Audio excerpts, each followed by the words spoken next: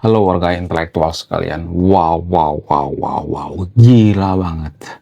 Bayangkan berita ini tidak viral di Konoha, guys. Berita ini ditutupi di Konoha, guys. Berita ini dianggap aib.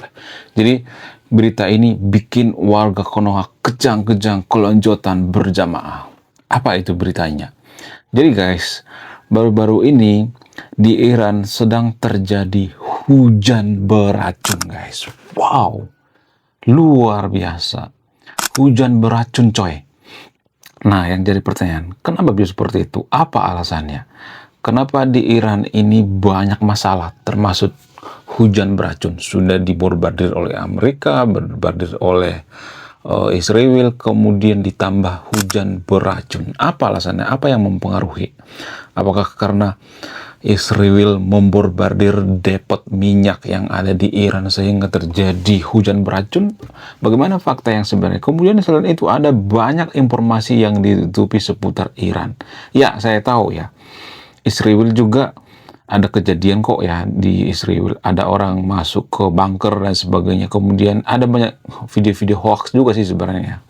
Nah, yang jadi pertanyaan, apalagi sih berita yang ditutupi oleh warga Iran, yang ditutupi oleh masyarakat Iran, yang ditutupi oleh pemerintah Iran, dan tidak kita ketahui gitu ya. Tujuannya apa? Tujuannya biar Iran itu kelihatan baik-baik aja gitu ya. Kelihatan tidak panik gitu ya. Kelihatan nggak ada masalah gitu. Padahal pada faktanya ada banyak masalah. Apa itu? Termasuk banyak warga Iran yang kesusahan dapat minyak, yang kesusahan beli minyak, yang kesusahan beli bensin. Kenapa? Apakah ini dipengaruhi oleh depot minyak yang dibombardir oleh Amerika dan Israel itu sendiri? Bagaimana fakta yang sebenarnya? Jadi video ini akan saya bongkar ya. Ada beberapa fakta yang jarang dibongkar gitu ya. Tidak viral di Konoha. Apa itu? Dan video ini bikin warga Konoha kejang-kejang kelonjotan berjamaah. Ini berita aib bagi Konoha. Kenapa bisa seperti itu? Apakah karena seiman gitu? Kenapa kalau seiman itu kita selalu menutupi? Apakah ini faktor daripada seiman atau karena kebencian mereka terhadap orang-orang Yahudi atau warga Israel sendiri? Atau karena kebencian mereka terhadap Barat atau Amerika? Bagaimana fakta yang sebenarnya? Di video ini saya akan bongkar aib daripada warga Konoha. Belum kita lanjut. Jadi guys, kemarin ada yang nanya, lu apa sih kontribusinya bagi negara ini? Lu cuma ngebacot doang, nggak ada kontribusi. Nah, kontribusi saya ini guys ya, saya nulis buku. Riset saya ini bertahun-tahun guys, kurang lebih 5 tahun. Jadi biaya yang saya keluarkan untuk riset buku ini puluhan juta. Namun, saya jual buku ini di bawah 100.000. Gambaran daripada buku ini tentang sisi gelap daripada pemuka agama yang ada di Konoha. Bercerita tentang culture, sisi-sisi gelap politisi, ya, dan lain sebagainya. Jadi guys, baru-baru ini lagi rame di media sosial di mana depot atau kilang minyak daripada Iran itu sendiri sudah dibombardir oleh Israel dan Amerika. Nah, yang jadi pertanyaan, kenapa dibombardir? Apa alasannya? Tujuannya itu untuk melemahkan Iran itu sendiri. Dalam strategi perang ada istilah tentang hukum energi. Artinya gini, kalau kita mau melemahkan musuh itu, maka pasokan seperti sumber energi, makanan, ya, BBM dan sebagainya harus diputus. Supaya apa? Supaya melemahkan perlawanan negara tersebut. Dan itulah yang dilakukan oleh Amerika. Kenapa Amerika membombardir kilang minyak yang ada di Iran? Supaya apa? Supaya perlawanan daripada pemerintah Iran itu sendiri melemah. Mereka kehabisan energi dan mereka akan menyerah dengan sendirinya. Ya, kemudian apa pengaruh daripada pengeboman kilang minyak ini dengan hujan beracun? Sangat berpengaruh. Karena apa? Karena pabrik itu kan dipenuhi dengan zat kimia ya. Nah, zat kimia adalah sebenarnya yang terbang ke udara gitu ya, yang menghitam ya. Lalu ini membahayakan masyarakat yang ada di sana, sehingga kalau ada wartawan yang meliput kejadian ini, maka harus menggunakan masker ya. Kalau enggak akan bisa penyakitan guys ya. Makanya disebut dengan hujan beracun. Nah, yang jadi pertanyaan, apakah ini akan melemahkan perlawanan daripada pemerintah Iran sendiri? Sangat. Karena apa? Karena BBM itu adalah salah satu sumber energi utama daripada Iran itu sendiri. Mereka tidak akan bisa jualan minyak lagi, ya pasokan terganggu dan sebagainya. Pokoknya ini ranah yang sangat vital sekali dan Amerika menyasar itu. Israel menyasar itu. Walaupun sebenarnya kalau boleh jujur ya, saya nggak mau berpihak pada siapapun di sini. Saya tidak berpihak pada Israel, saya tidak berpihak pada Iran ya. Sebenarnya kalau boleh jujur itu di Israel juga sebenarnya ada masalah ya. Makanya saya katakan di video saya sebelumnya, dari 100 rudal yang diterbangkan oleh Iran, yang lolos itu cuma 1-5% ya. 90%-nya gagal ya. Ada juga sebenarnya yang tembus ya. Saya harus mengaku ya, saya nggak boleh berpihak di sini, saya nggak boleh peres di sini ya, saya nggak boleh menutupi ya. Ada yang berhasil rudal daripada Iran itu sendiri, tapi bukan daerah vital gitu ya, bukan seperti Iran. Iran yang disasar itu ya gedung-gedung pemerintah gitu ya, kemudian depot minyak gitu ya, kilang minyak ya, ya tempat-tempat yang paling sensitif gitu ya. Kemudian Ayatollah Khamenei meninggal gitu ya, tempat-tempat yang sangat-sangat penting gitu ya. Bagaimana dengan Israel ya? Walaupun Netanyahu dikabarkan atau dirumorkan meninggal, padahal nggak ada data yang mengatakan bahwa dia meninggal, nggak ada. Kalau misalnya ada yang mengatakan, Netanyahu meninggal, itu media yang pengen Netanyahu meninggal gitu. Kita harus baca media netral. Makanya saya tuh terlalu suka ya baca media di Konoha. Itu udah sesaring guys, itu sudah berpihak pada yang seiman gitu. Ya, itu sudah kebencian terhadap Israel gitu. Saya lebih suka berita-berita yang berbahasa Inggris gitu ya. Berita-berita dari luar negeri. Kenapa? Karena itu lebih bisa dipercaya, independen ya. Ya, kenapa? Karena yang punya media itu agnostik, ateis gitu ya. Dia nggak ada urusan bela Kristen, bela Islam, ya, bela Israel, bela Amerika, nggak.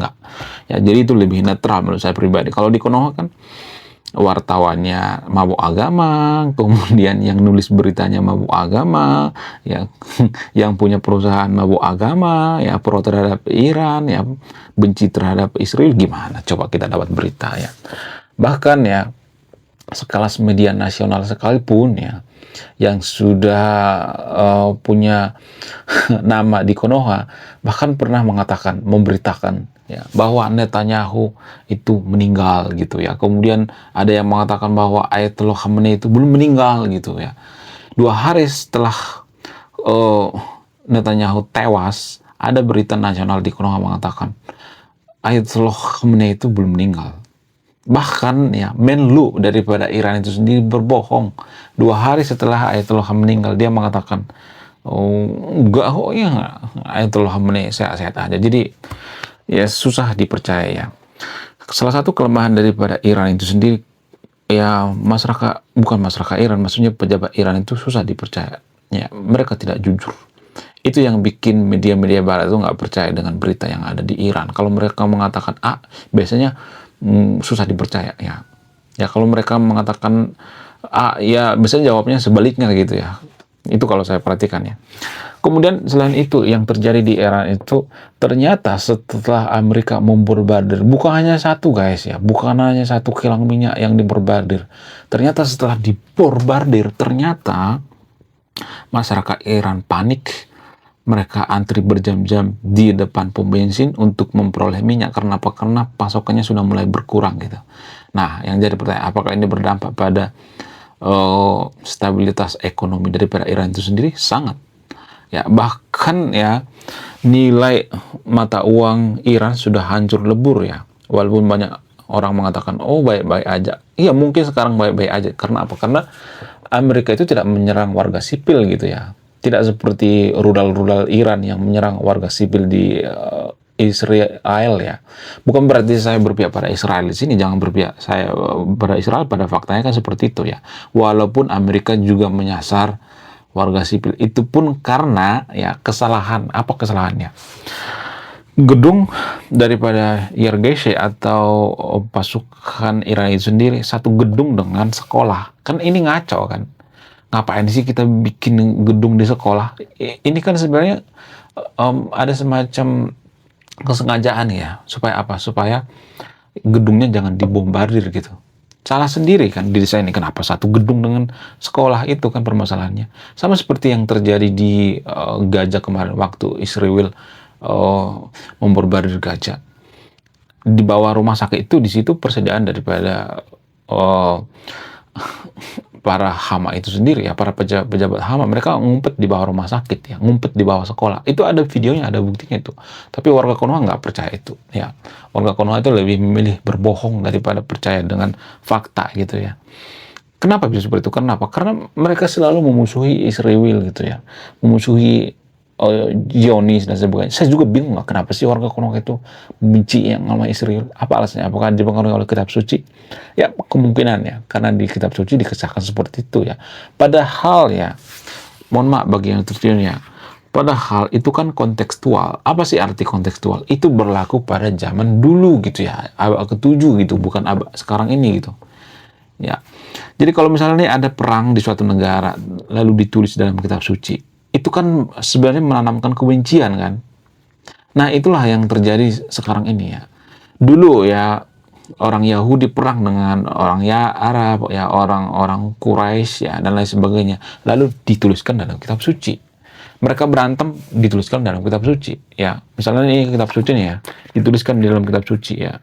Ada banyak ayatnya itu ya. Nah, yang jadi pertanyaan, apakah ini bermasalah atau tidak? Sangat bermasalah. Karena apa? Karena itu semacam menyimpan dendam pribadi gitu. Itu nggak bagus bagi generasi penerus bangsa gitu. Nggak bagus, guys. Itulah yang mempengaruhi kita sebenarnya. Kita benci dengan Israel itu ya. Kita benci dengan orang Israel itu. Kenapa? Karena dipengaruhi oleh kitab suci ya. Mau nggak mau ya harus mengaku itu, guys ya. Kenapa bisa seperti itu? Apa alasannya? Ya karena itu yang kita percaya gitu ya, keyakinan gitu.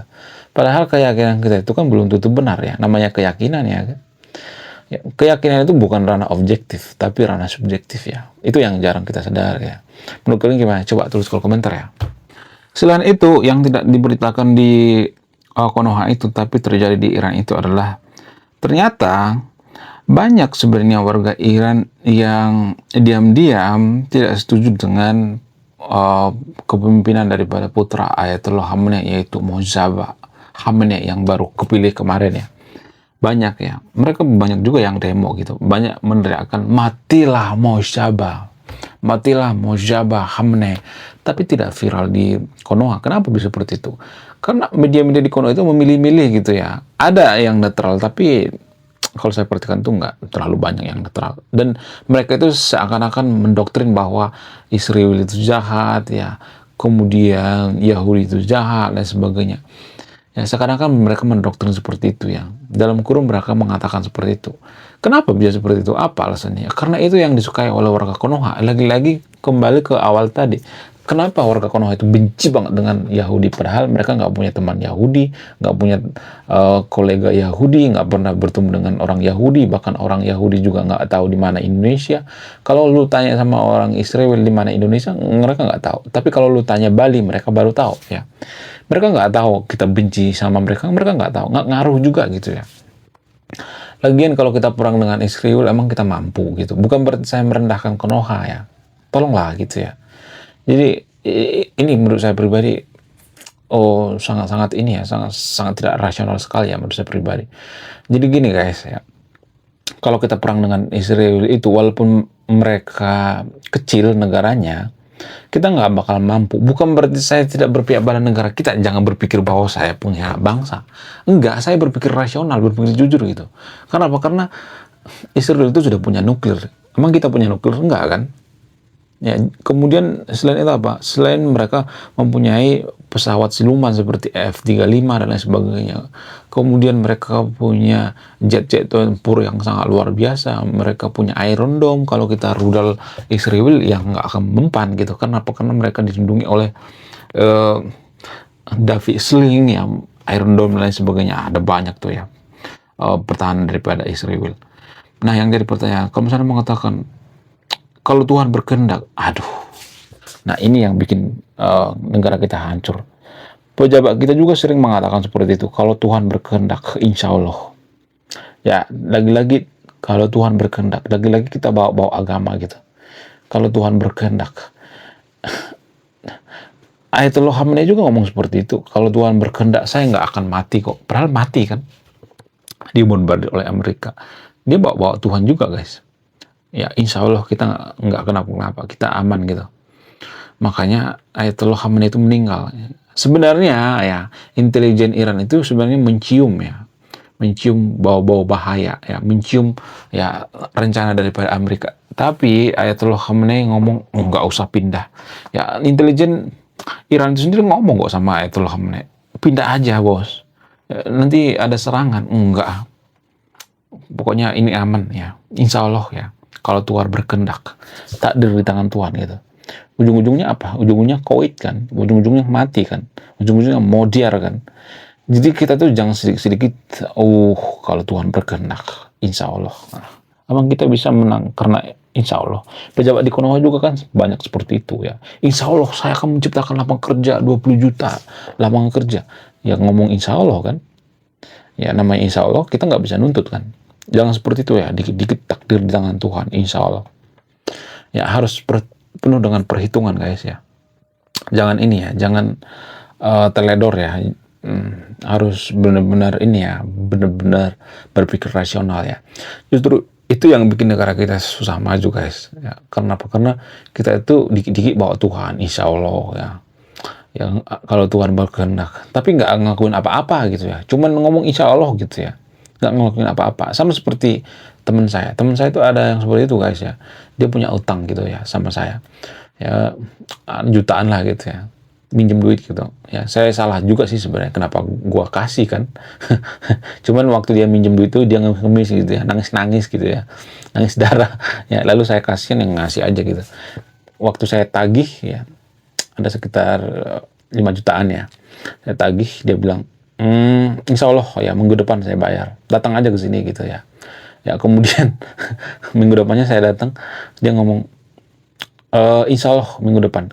Ya kemudian sampai 3 kali berturut-turut ya. Ketika gue protes, dia bilang gini, ya kan gue ngomongin insya Allah kalau Tuhan berkehendak. Ya kalau nggak ada duitnya berarti Tuhan nggak berkehendak gitu.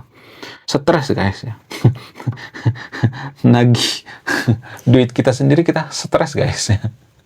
Jadi saya sarankan ya, ini saran dari saya, jangan ditelan bulat-bulat ya.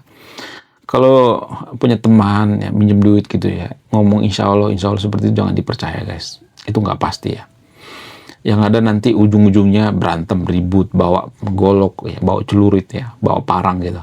Jadi kalau ada teman kita itu yang minjem duit ya, kalau saya sendiri ya, kalau ada teman yang minjem duit ya saya nggak nganggap itu pinjaman gitu ya, ngasih gue gitu ya. Misalnya minjam 5 juta, gue kasih 500.000 gitu ya. Yaudah, 500.000 ngebantu lu gitu. Ya, ini bukan pinjam ya. Terserah lu mau balikin apa enggak gitu. Ya. Kalau strategi dari saya seperti itu guys. Tapi jangan ditelan bulat-bulat ya. Jangan berpikir bahwa saya yang paling benar ya. Jadi itu semacam analogi daripada insya Allah ya. Pemimpin yang selalu bawa insya Allah, bawa insya Allah itu akan susah jadi negara maju. Sama seperti Iran juga ya. Insya Allah kita akan jadi negara maju. Dulu waktu Iran revolusi ya, Ayatollah Khamenei ya, bukan Ayatollah Khamenei ya, pendahulu daripada Ayatollah Khamenei ya, namanya Khamenei juga ya. Dia bilang, insya Allah kita jadi negara maju, kita akan bebas berpendapat seperti Perancis dan lain sebagainya ya. Dijanjiin ya, semuanya dijanjiin. Kenapa bisa seperti itu? Apa alasannya? Ya karena mereka bawa agama ya. Ya lagi-lagi karena ada hubungannya dengan agama, dihubungkan dengan agama ya. Menurut kalian gimana? Coba tulis kolom komentar ya. Sekian video ini, terima kasih sudah memahami. Saya kaum intelektual, salam rasional.